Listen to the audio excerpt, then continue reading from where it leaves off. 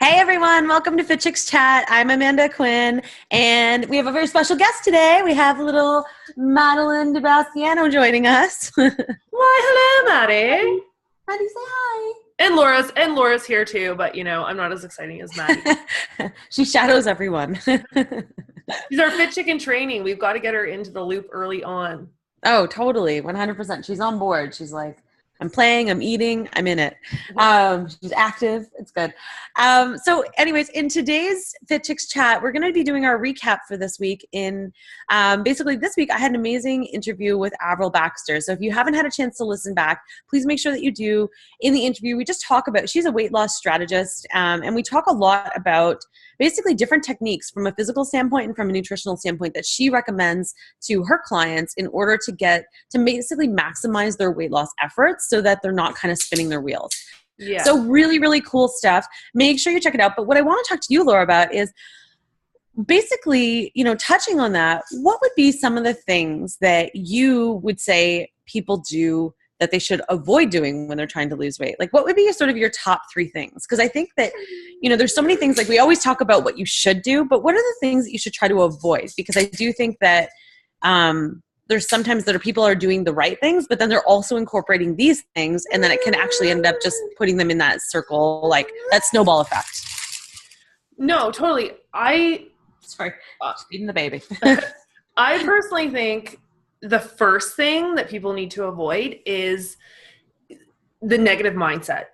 And this is something that, at Fit Chicks, we talk a lot about this stuff. And to me, like, even when I think about to my own weight loss journey and my own health journey, it's crazy how much I didn't realize early on boils down to mindset. Like, it's like I knew it, but I didn't really know it, and I wasn't really practicing it.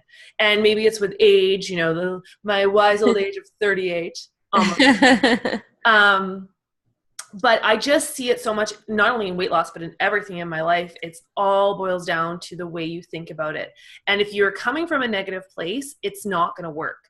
And this is the problem with weight loss, is that for so many people, it's such a negative, like they feel negative in their body. They want to lose weight. They feel terrible about themselves. And they think that happiness will be on the other side of losing weight. Yeah. So then it's like the whole process just becomes so negative that you can't be successful at it almost. Like, very few people, unless you are doing major lifestyle shifts and mindset shifts, can lose weight for the long haul. And that's why we see people like on The Biggest Loser who are doing, they're doing everything right. We can all go through the motions. 6 months later, you're right back to where you started. Or worse, sometimes worse. Yeah, we went to The Biggest Loser ranch. How many people were there that we were working out with who are like, this is my 3rd time here. Like, I got to figure out, because you got to figure out your why, like what it is that is causing you to carry this extra weight. Mm-hmm. Yeah, because a lot of times it boils down to, it's more than just the habits. It's like figuring out the why, because like if there's an emotional attachment to something, figuring out like how to recognize when that comes up, and then how to like tap into it so that when you recognize it, you can also then substitute it for something different versus food and that kind of stuff. So it's definitely like, it's all in the mind. Totally. And it boils down to reprogramming, because even when you look at a lot of people and studies of people who are emotional eaters and people who have dealt with weight issues, there's a lot of times it ties back to childhood, which everything for all of us does tie back to, the first 5 years of our lives where we had this is where Maddie, we're feeding into her subconscious right now. She's listening. But like we're already programmed to believe certain things. So for a lot of, I'm going to talk from the perspective of women, for a lot of women, growing up maybe not feeling safe or having their safety violated, it's been shown that a lot of women will gain weight early on as a protective measure. So when you go to lose that weight when you're older, your subconscious is like, I still want to be safe. Like this makes me feel unsafe. So your subconscious wants to keep you safe. So it's going to keep sabotaging you and making you want to gain back that weight. So until you deal with that deeper rooted issue and you reprogram your thoughts, you're going to keep on ending up back to where you started. It's the same thing when people win millions of dollars and they believe they're poor and they win it in the lottery and then they're poor again in 4 years. You know what I mean? Right. It's been proven, studies have proven it. So it's doing that inner work and shifting the mindset. Mm-hmm. So that for me, for sure, would be number one. What would be yours? Um, I think for mine would probably be the thing to avoid is the crash diets or the fad stuff or I guess it really just boils down to like simplifying your nutrition to the point of like making it simple, eating real food or eating lots of Cheerios. Here you go. She gets really happy. So fun. You see that little smile? It just happens. She has them all over the place. Whenever I pick her up, she's covered in them. But yeah, I think it really boils down to like simplifying your nutrition to the point of like eat real food. And I know that doesn't sound simple to a lot of people because I think that simplified nutrition, like simplified eating to a lot of people is like fast food eating. But there's a way that you can simplify it to make it so that you can eat real foods. Like I said, in past podcasts, not future, I probably will say it in future too. But in past podcasts is like, for me, if I'm like in a mad rush, I just have another smoothie because that's my fast food. It's like my fast food on the go. There's ways that you can maintain healthy eating and still be really maxed out, really rushed and like running around because you don't have to turn to like the frozen meals that are tons of like sodium and just like packed with like all these different chemicals in order to keep them fresh, essentially. You don't have to turn to those kinds of things. And then also with crash diets and stuff like that, like starving yourself is proven. Like it's proven over and over again that if you're doing a really low calorie intake, you are basically putting your body into starvation mode and you're going to continue to store fat. So you might look like you might be losing weight, but you might be losing all of your muscle and your density in that sense. And so really, are you doing yourself any justice? Because maybe you get smaller or you get lighter on the scale, but now you're not as strong as when you started. And so do you really want to lose that strength, especially as women and as we age? We want to maintain our strength. We want to actually probably increase it as we get older to help fight off things like osteoporosis and things like that. So it's really like looking at the big picture as opposed to looking at it from an immediate standpoint and saying, okay, well, what can I do for my nutrition in order to support me long-term, as opposed to doing something that's just a quick fix. Well, and the other thing I think too that people need to avoid or stop doing, and this is where my tough love comes in, they got to get real. Because it's like, I meet so many people who are like, oh, I'm doing this nutritional strategy. Because you know how we don't like to call them diets. We've renamed them nutritional strategies. I'm doing this strategy. Yes. But for example, they'll be like, I'm doing let's say right now, one of the rage diets is keto. The thing with keto though, if you're not following it to a T, which means you're in ketosis, which means you also have to be super low carb, you're not getting the full benefits of the keto diet, right? Right. But people want the best of both worlds. So they're like, oh, but I'm doing this keto diet, but I also am drinking a bottle of wine and eating, a cupcake once a day, which is carbohydrates. So that's going to throw you out of your ketosis, right? But then they're like, but the keto diet doesn't work. But it's like that with so many things. It's like people are not real with what they're doing. They're like, oh, I'm working out every day. Are you really giving your 9 out of 10? Oh, I'm eating clean. Well, what does that actually mean to you? Like, is it food? Are you eating too much? Like, it's like that real wake up call of like look at your habits and get real about it. Cause like I actually side note story, was talking to a girl that I used to be in a course with. And she was saying to me about how she could not believe the difference in her body when she stopped drinking alcohol. So she wasn't drinking a ton of alcohol, but she was drinking like 2 glasses of wine a night. Which is pretty common for most people. Right. Her workouts have not changed. Her diet has not changed, except for this 2 glasses of wine. And she was like, it is insane how much my results have changed by cutting that out for like, I think she's cut it out now for 6 weeks or something. She was just doing like a 2-month kind of like trial just to see. Well, and also just kind of getting out of bad habits. She just felt like she was like not as highly energetic and stuff. But because of course we talked about this before in the podcast, like your body will burn alcohol first and want to get it out of your body first because it's a poison. Yeah. It also interrupts muscle growth, muscle synthesis.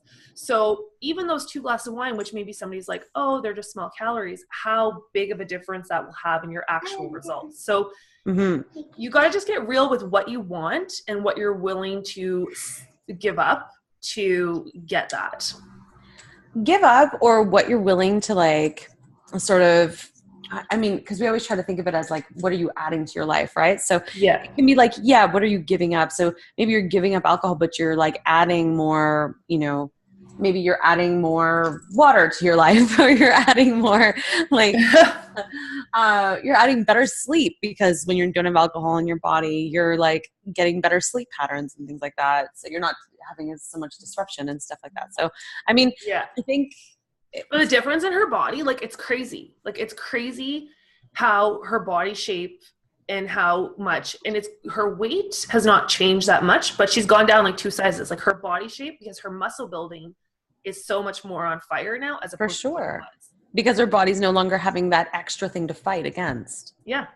And that's where it's like, I know we're jumping around, but it's like, we talked a lot about this too before, about like reducing your toxic load. So like everything that you put in your body, and that could be your creams, that could be alcohol, that could be, it gives your body one extra job to do that takes away from like a healthy job it wants to do, because it's got to try to get rid of all that stuff.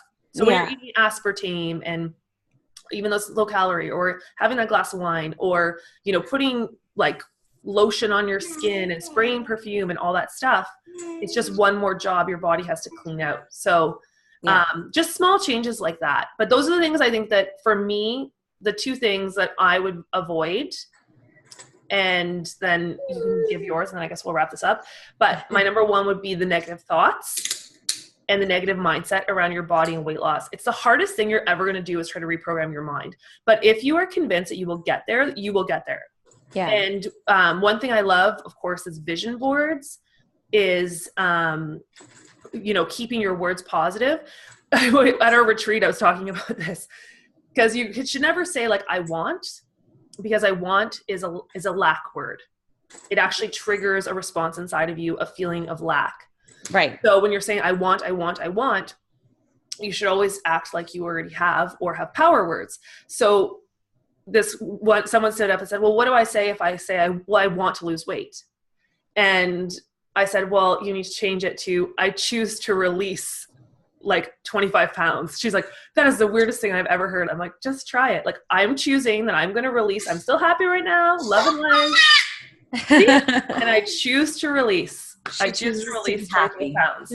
So maybe that's a little tip someone should try. You should try, someone listening. It might feel weird at first, but if you're saying I want to lose weight, try to say, I choose to release.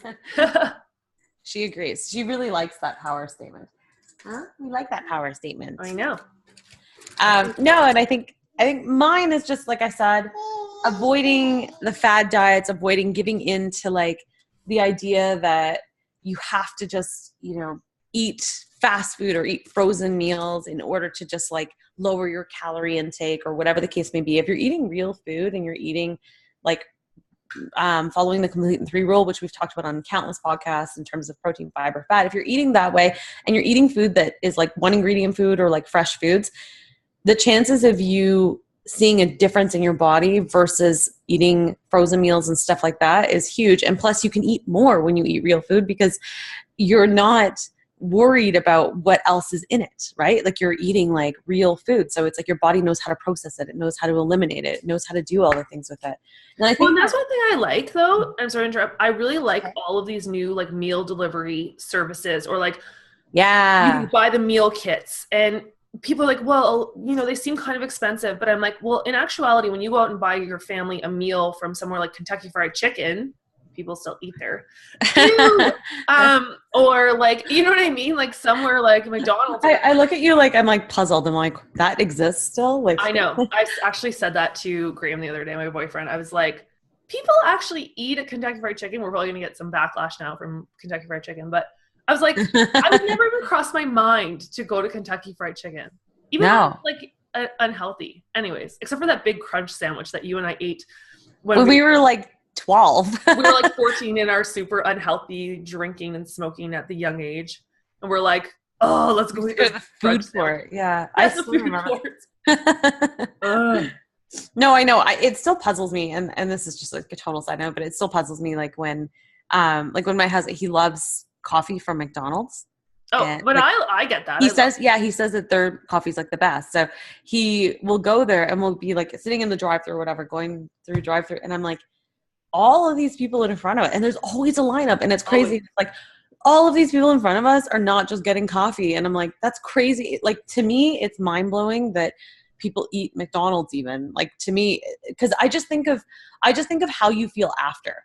Like that's what I always think of, is I think like, well, how do you even function for the rest of your day, especially if you're getting at like lunch? Like how do you go back to your desk after you eat something like that? Like, are you not tired? Are you not feeling sick? Are you not like— But that's a really great point to bring up though, because from a learning perspective for anyone who's watching this, is that like your body is always talking to you.